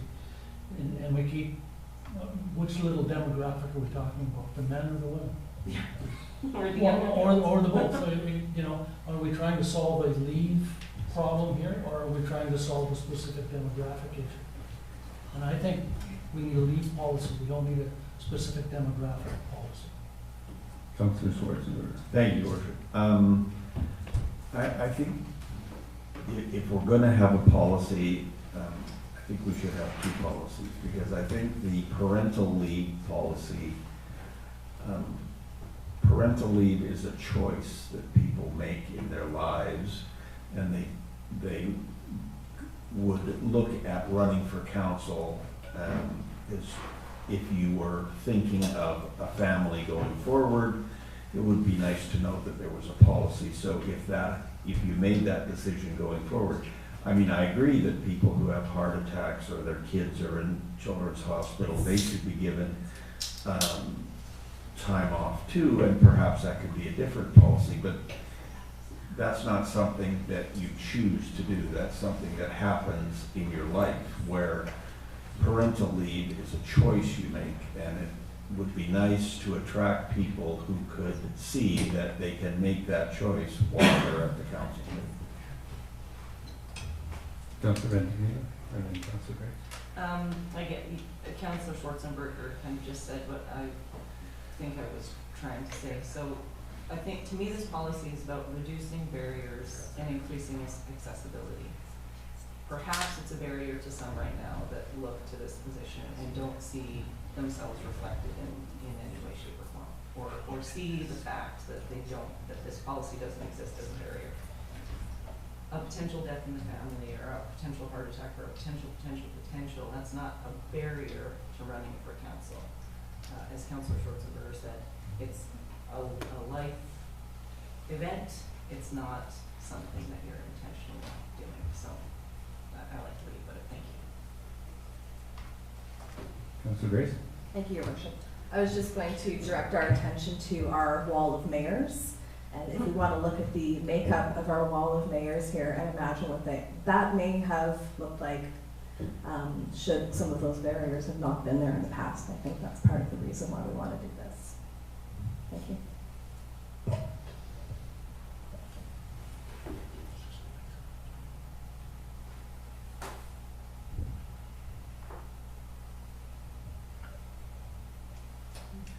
I don't know whose hand came up first. Councillor Grace.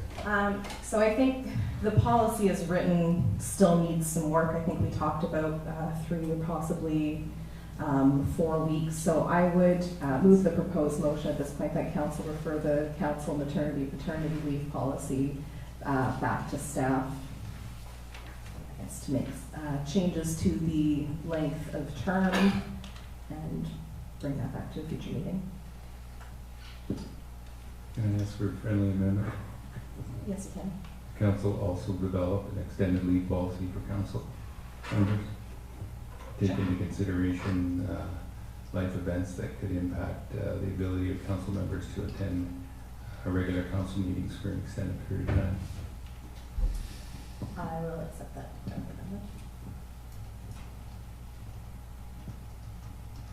I'll second those amendments, that motion.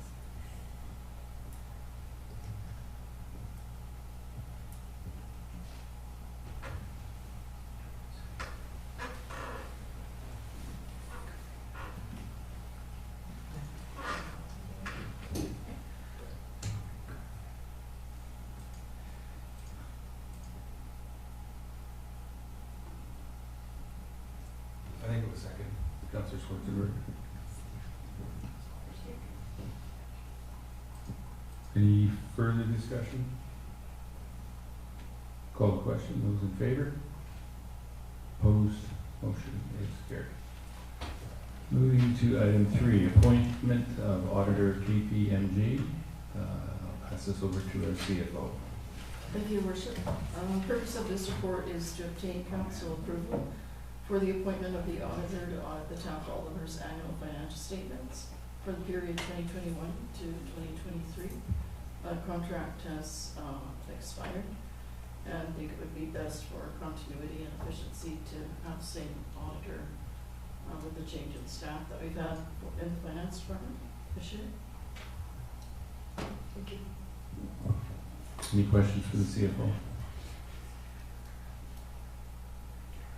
Can I get a mover of the motion that council appoint KPMG as auditor for 2021 to 2023? Opposed? Second. Second. Any further discussion? Hearing none, I'll call the question. Those in favor? Opposed? Motion is carried. And number 4, your business, grant and aid request, Seek Senior Support Center Society. Again, I'll pass this over to our CFO. Thank you, Your Worship. The purpose of this report is to present a grant and aid application we received from the Seek Senior Support Center Society. These requests are at the full discretion of council and require council approval. Thank you. Any comments or questions on the grant and aid request? Councilor Benjamin? No questions, but I guess a comment, just to provide a little bit of background. Mr. Sierra approached me a while ago asking how to apply for a grant and aid from the community, what was available from both the town, the regional district, the province, the federal government, all of those sorts of things. They have a society that they, I believe, started a couple of years ago, and we're just kind of getting off the ground, just starting fundraising, and then COVID hit, which put a halt to their plans. But they're, as you can see, I think from the most recent meeting, getting back up and running again. They have a location, and their goal with raising funds, and again looking to all sources to raise funds, is to outfit the home with furniture and a TV and games and books, and just to provide a comfortable, safe space for seniors to gather and talk about the day's news and socialize after a year and a half of COVID isolation. And that is kind of the goal of the society and what the funds would be used for. Councilor Mann? Thank you, Your Worship. You, as the point person, would you know if they have applied or approached the regional district for any funding? I don't know. I don't believe so. I think that's the intention. And should we approve this grant and aid tonight, I was going to suggest that, as we do with many other grant and aids, advise the regional director that often we do that. If we, maybe it's not specific to grant and aids, but if we provide funds to something that might also, come from the regional district, we advise the director that we've done such and encourage him to do the same. Councilor Grace?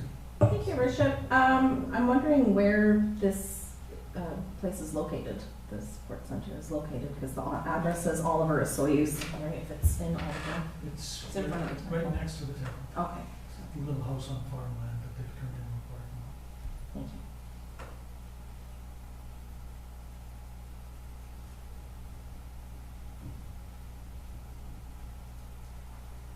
Well, Would you like to make the motion? I'll make a motion if there's no other comments.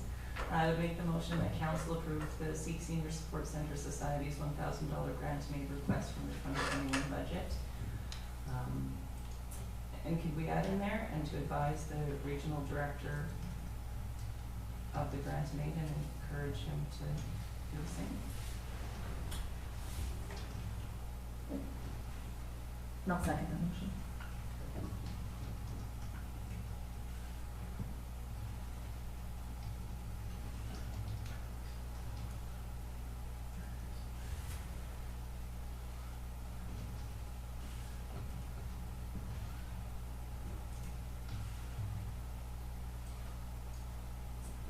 Further discussion? Seeing any, I'll call the question. Those in favor? Opposed? Motion is carried. Moving to correspondence. Corporate Officer? Thank you, Richard. The correspondence report has one action item and more for information as well. We've been doing a little bit of research on Indigenous sensitivity training. The Deputy Corporate Officer actually has become aware of the course through the University of Alberta. It's a free 12 lesson online course through the Faculty of Native Studies through Indigenous Canada online training. There is an option. I know Council had expressed interest prior for staff to participate in some training, so that could be some encouragement to staff. We're still continuing to look at other sources through Interior Health Authority, but this is an opportunity for at least the management staff to enroll in this free course, and of course yourselves as well. It's free. Councillor Van. Thank you, Your Worship. I think this is timely because the CAO and I were just having a conversation the other day about the status of the cultural sensitivity training that we've been talking about for staff. I signed up for this course this summer and I'm working my way through it. So far it's a good course. I think I paid the extra $50 or $60 so I can get a certificate at the end, but it's the same course either way. And I would be supportive of staff being enrolled in the course and provided a bit of time. I think anything that we can learn, and especially that this is coming from a credible source, is good. It's good information. Councillor Grace? Thank you, Your Worship. Well, isn't that funny? Because I also signed up for the course this summer. I'm working my way through it. So I think the course is excellent. It's told through an Indigenous perspective. It's really easy to follow along. It's basically just videos with an exam at the end of each module. And yeah, I mean, I recommend it. I think it's the nice thing about it too is it is self-paced. Even though it's supposed to be 12 weeks, you can move your deadline along. Should you? Yes, also many times. But yeah, I think it's great. Councillor Van.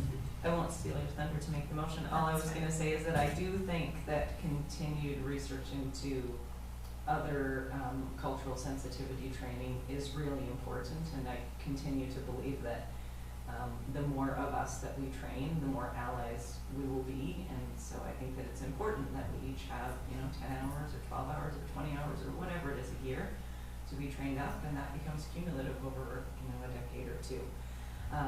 This is really like a Canada history course through a different lens. So local opportunities are still going to be important. Great. So the proposed motion is that Council directs staff to have the management team enroll in the Indigenous Canada online training through the University of Alberta. Just one sec. Councillor Maddox? Thank you, Your Worship. I have no issues with staff enrolling in this. I'm just not sure whether it's Council's role to direct staff to enroll. That's not what we do. That's would be the CAO's job, if that's what we want. Direct the CAO.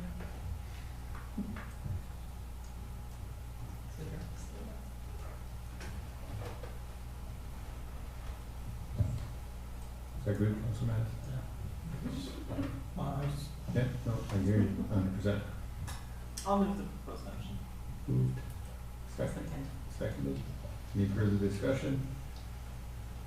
Call the question. Those in favor? Opposed? Motion carries. Thank you, and there's 2 items for information. One from the Oliver and District Heritage Society, extending thanks for Oliver's assistance in funding the weatherproof, long-lasting exhibit text panels for the 1896 Fairview Jail, and as well correspondence from Minister Osborne, Municipal Affairs, announcing the Clean BC roadmap to 2030. So it's the proposed motion that the items listed in J2 and the week when they'll be received. So moved. Second.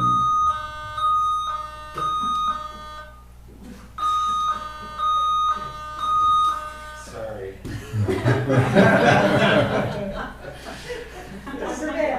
What happens when you The battery's out. That's the warning.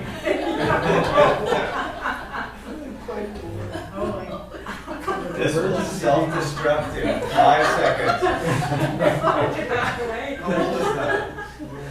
It's an old thing, Pat. Remember replace now for sure.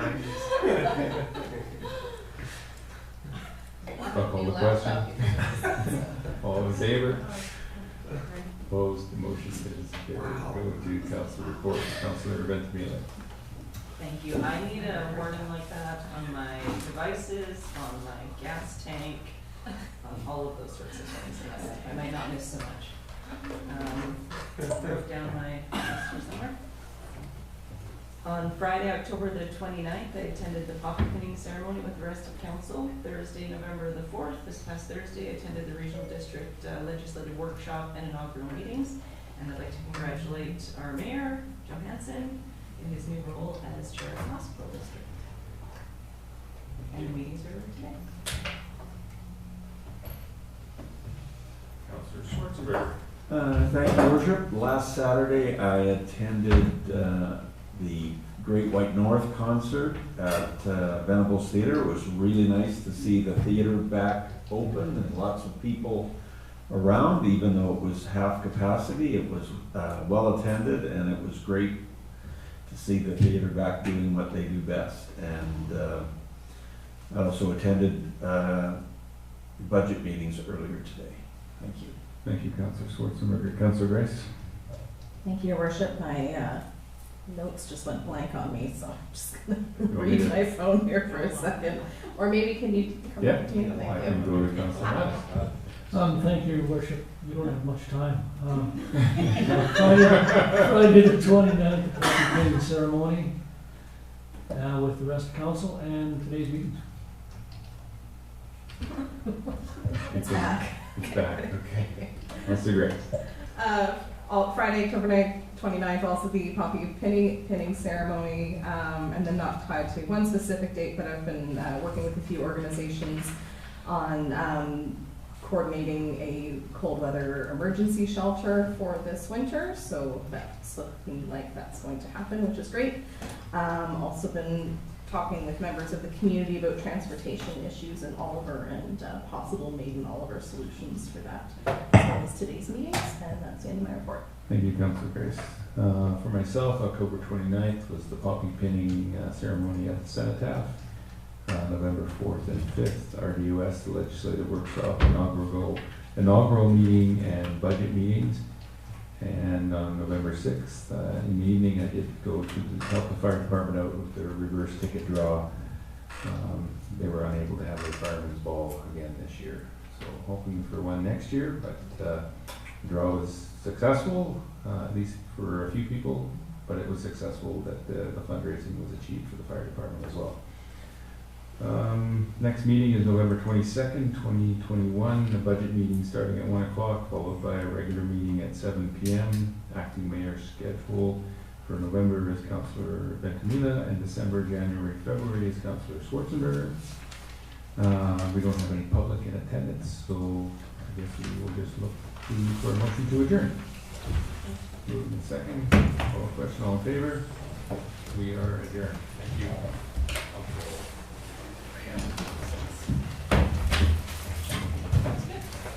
Your guesstimate was not accurate. No.